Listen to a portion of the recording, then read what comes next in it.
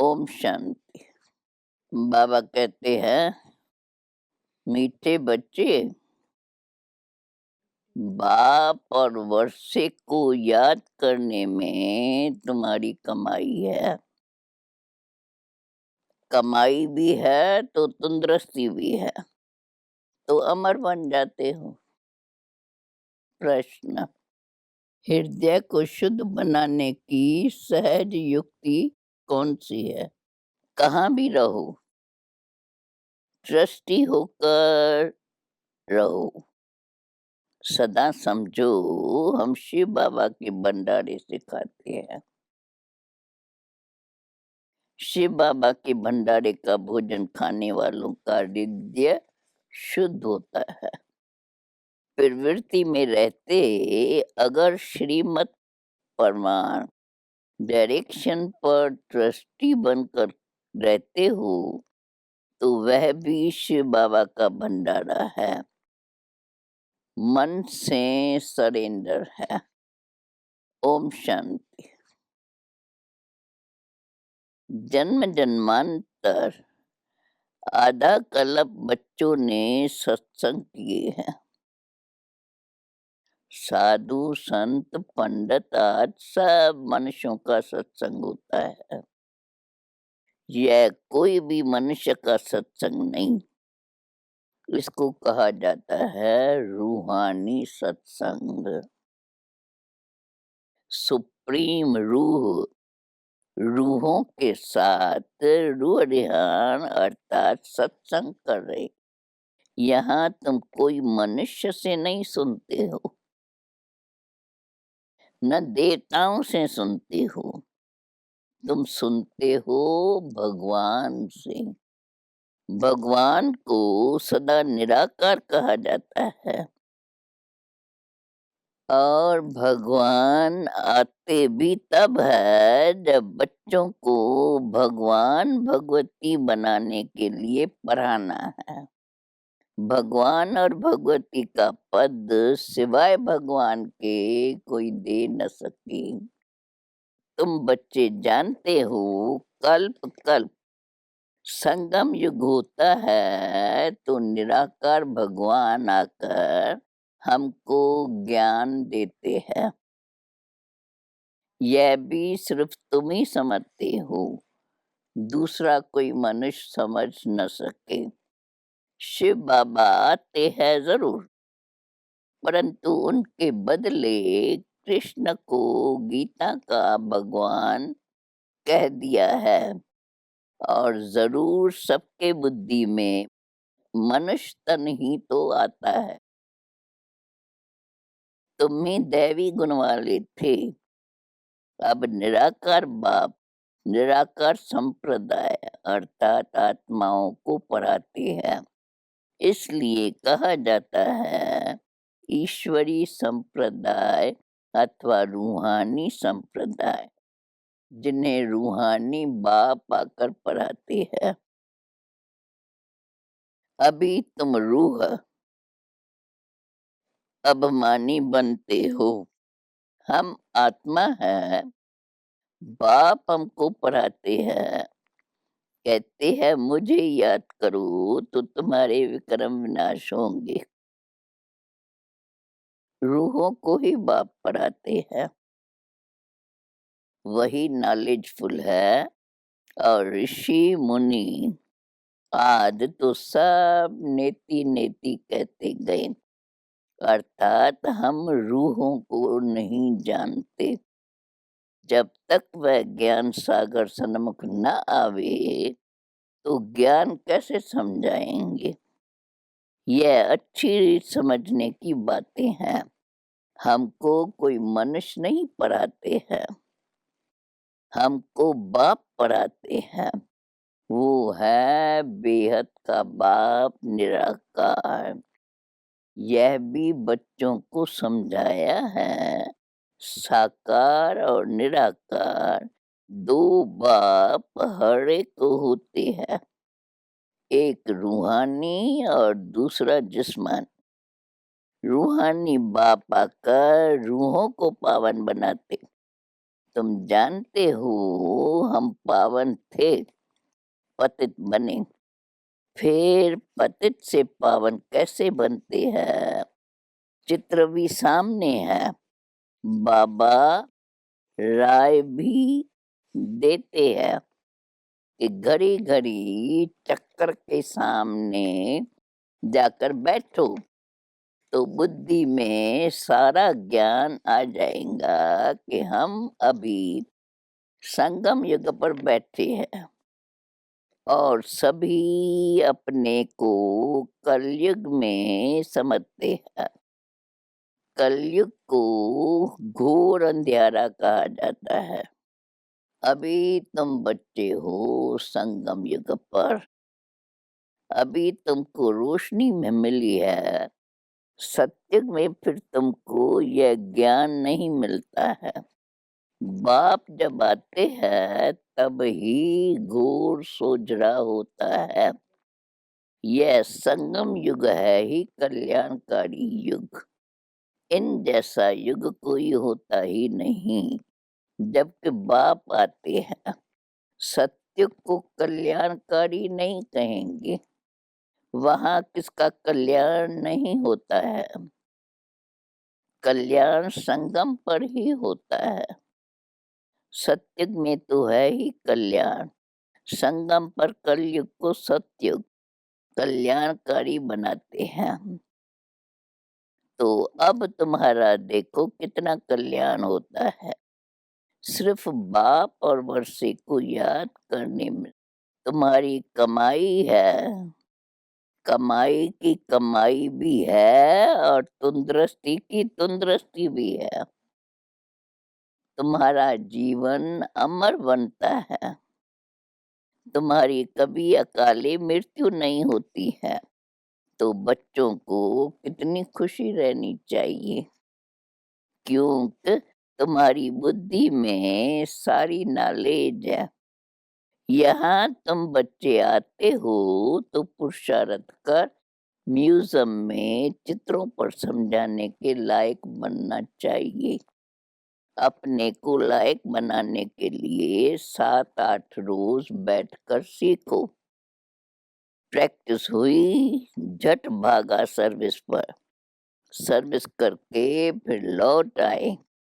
ये सीखना तो बहुत सहज है। चित्र को सामने देखने से ही बुद्धि में आ जाता है कि हम संगम पर बैठे हैं। आज की दुनिया में बहुत मनुष्य है, कल बहुत थोड़े होंगे। इतने यह सब वापस जाने हैं।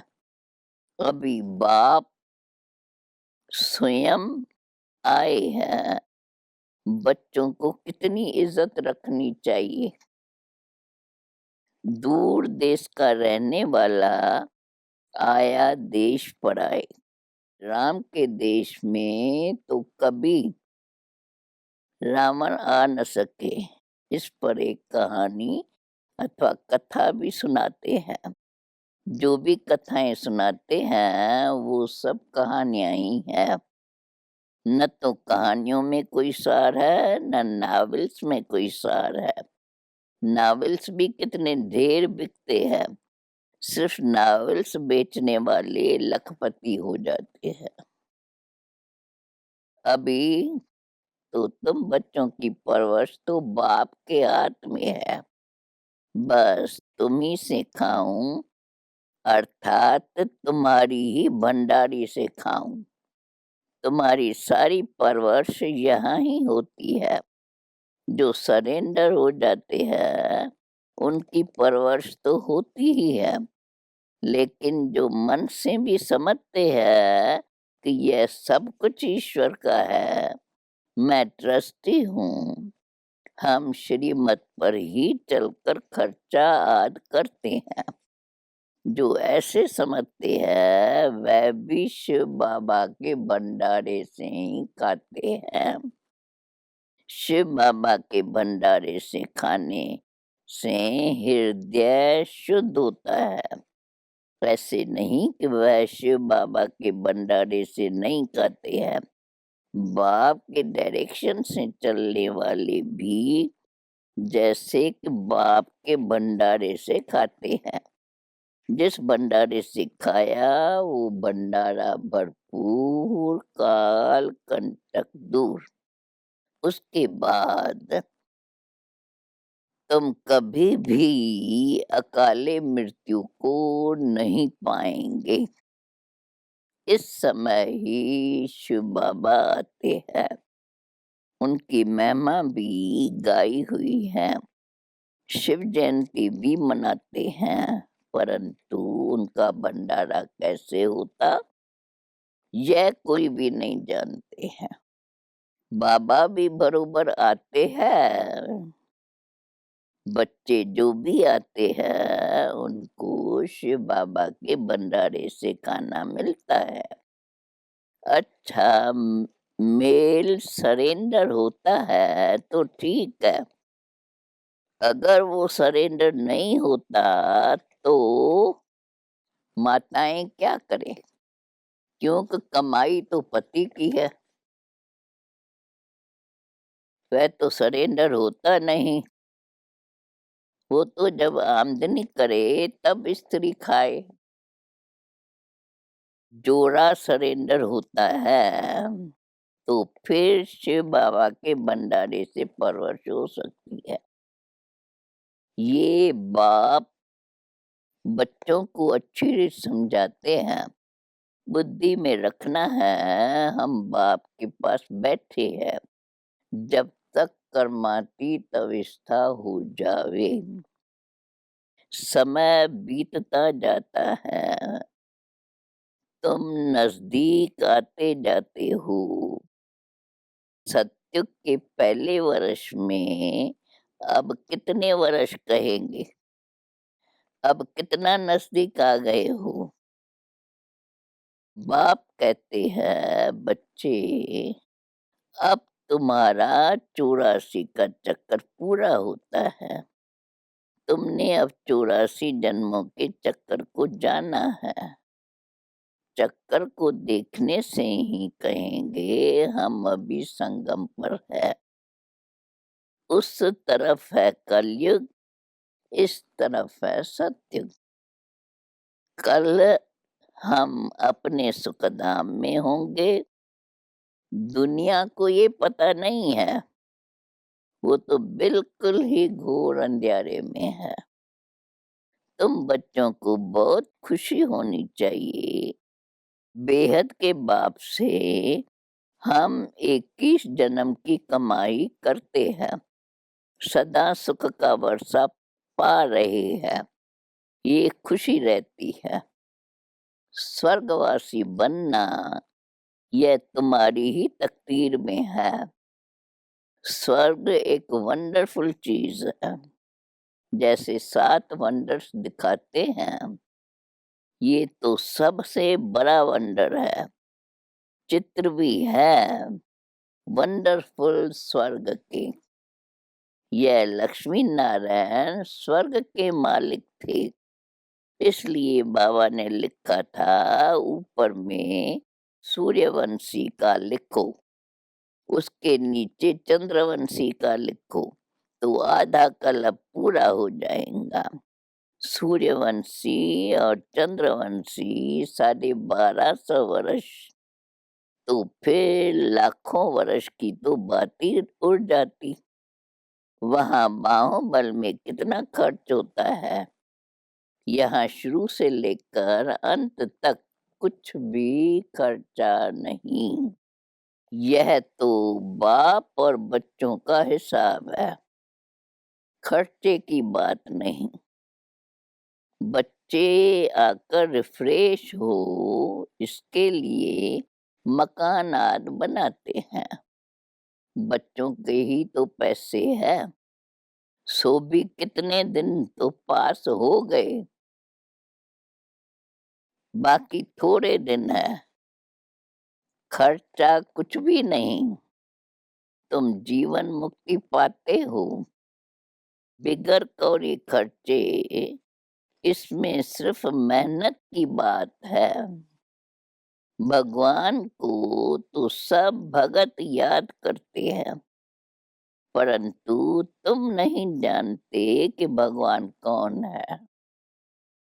भगवान को न जानने के कारण बहुतों को भगवान मान लेते हैं। अब तुम बच्चों को सच्चे बाप का परिचय देना है। बाबा ने कितना बार समझाया है, बड़े बड़े चित्र मुख्य स्थानों पर लगाओ। जैसे एरोड्रम पर है, एरोड्रम वाले क्या लेंगे? उनको समझाओ यह तो सब मनुष्यों के कल्याण के लिए है। उनको समझने से ही मनुष्य बाप से वर्षा ले सकते हैं, विश्व का मालिक बन सकते हैं। मुख्य है दिल्ली। दिल्ली कैपिटल है। वहाँ सब इकट्ठे होते हैं। वहाँ टीन पर ऐसे बड़े बड़े चित्र हो। मुख्य है ही त्रिमूर्ति, गोला और जान। यह सीढ़ी तो कमाल की है। इसमें विनाश आदि भी अच्छी रीत लिखा हुआ है और पतित पावन परम पिता परमात्मा है। वह पानी की गंगा है। जज करो। ब्रह्मा कुमार कुमारियां पूछते हैं, ईश्वर सर्वव्यापी है, वह एक निराकार परम पिता परमात्मा सर्वव्यापी है। बाप से तो बच्चों को वर्षा मिलता है। मुख्य है ही ये चित्र। त्रिमूर्ति का चित्र भी बहुत बहुत वैल्यूएबल है। ब्रह्मा द्वारा विष्णुपुरी की स्थापना होती है, फिर वही पालना भी करेंगे। बच्चों को अथाह खुशी रहनी चाहिए। बेहद का बाबा हमको पढ़ाते हैं स्वर्ग का मालिक बनाने के लिए। बाबा आकर स्वर्ग की स्थापना और नरक का विनाश कराते हैं। इसलिए महाभारत लड़ाई भी साथ में है। हर 5000 वर्ष बाद ये चक्कर फिरता है। बाप भी कल्प कल्प कल्प के संगम युग आते हैं। गीता में उन्होंने फिर युगे युगे लिख दिया है। सो भी 5 युग 5 बार आए। फिर 24 अवतार, फलाना अवतार क्यों लिख दिया?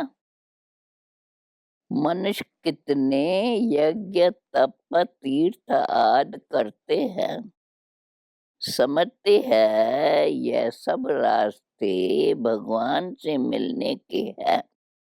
परंतु भगवान के पास तो कोई भी जा नहीं सकते हैं। आधा कल्प कितना माथा मारा है, जन्म जन्मांतर फेरे लगाए, ये किया वो किया, बहुत कुछ किया, फिर भी बाप नहीं मिला। अभी बाप तुम बच्चों के कितना नजदीक है, तुमसे बात कर रहे हैं। तुम समझते हो कल्प कल्प हूबहू हम ऐसे मिलते हैं। जो कुछ बीता कल्प कल्प होगा, वही दादा जवाहरी होगा। फिर उसमें ही बाबा प्रवेश करेंगे। फिर वही बच्चे आकर बाप के बनेंगे और फिर से स्वर्ग का वर्षा लेंगे। यह बाप का तुम बच्चों के साथ अनादि अविनाशी पाठ है। कल्प कल्प ऐसे ही रिपीट होता रहता है। अच्छा मीठे मीठे सिकिलदे बच्चों पर मात पिता बाप दादा का याद प्यार और गुड मॉर्निंग। रूहानी बाप की रूहानी बच्चों को नमस्ते। अभी धारणा के लिए मुख्य सार। यह कल्याणकारी संगम युग है। इसमें हर बात में कल्याण है। बाप और वर्षे को याद कर 21 जन्मों के लिए जीवन को अमर बनाना है। दूसरी पॉइंट, प्रवृत्ति में रहते मन बुद्धि से सरेंडर होना है। श्रीमत पर खर्चा करना है। पूरा ट्रस्टी होकर रहना है। शिव बाबा का भंडारा भरपूर, काल कंटक दूर। वरदान, विस्तार के रंग बिरंगी बातों से किनारा कर मुश्किल को सहज बनाने वाले सहज योगी बाबा। जब बाप को देखने के बजाय अन्य बातों को देखने लग जाते हो तो कई क्वेश्चंस उत्पन्न होते हैं और सहज बात भी मुश्किल अनुभव होने लगती हैं, क्योंकि बातें हैं वृक्ष और बाप है बीज। जो विस्तार वाले वृक्ष को हाथ में उठाते हैं वह बाप को किनारे कर देते हैं। फिर विस्तार एक जाल बन जाता है जिसमें फंसते जाते हैं। बातों के विस्तार में रंग बिरंगी बातें होती है जो अपने ओर आकर्षित कर लेती है। इसलिए बीज रूप बाप की याद से बिंदी लगाकर उससे किनारा कर लो तो सहज योगी बन जाएंगे। लास्ट में मैं और मेरेपन के अलाय को समाप्त करना ही रियल गोल्ड बनना है।